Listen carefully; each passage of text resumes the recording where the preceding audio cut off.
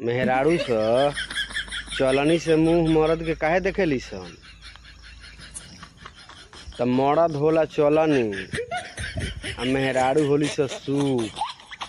तो उहे कहेली स चलनिया लेके कि सुपवा हंसे चलनिया के कि देख तोरा में 77 गो छेद बा।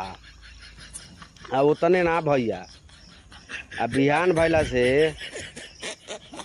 अतना ना रौड़ा के ताना मरिहन सन, तरह तरह से गजन करिहन स कि चलनी में जितना छेद ना हुई वो से डबल रौड़ा दिल आ दिमाग में छेद कर दिहन सन।